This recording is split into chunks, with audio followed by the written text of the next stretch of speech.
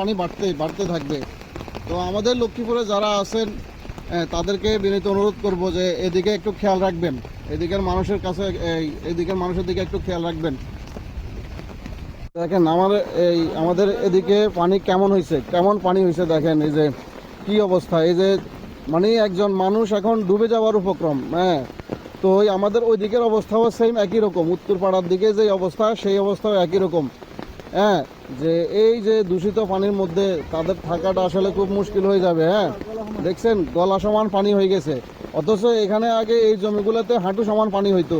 এদিকের পরিস্থিতি দেখেন, এই যে বাড়িগুলোও ডুবে গেছে, এই যে অনেকগুলো বাড়ি ডুবে গেছে। ওদিকে যে উত্তর দিকে যে বাড়িগুলো আছে ওদিকে অধিকাংশ বাড়ি ডুবে গেছে। অনেক মানুষ তারা অনেক কষ্ট করতেছে। এই মতো অবস্থায় আসলে তাদের সাহায্যের অনেক প্রয়োজন।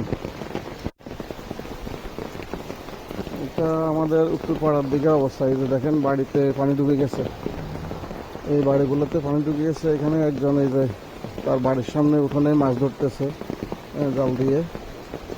এই যে বাড়িতে মানে উঠোন পর্যন্ত হাঁটু সমান পানি উঠে গেছে।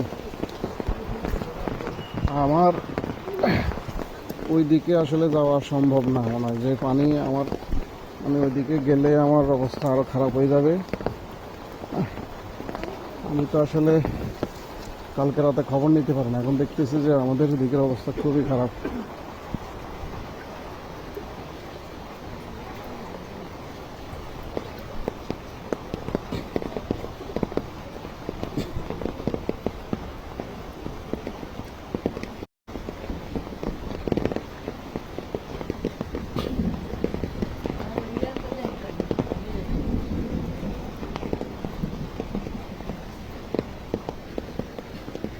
এদিকে হাঁটু সমান পানি উঠে গেছে।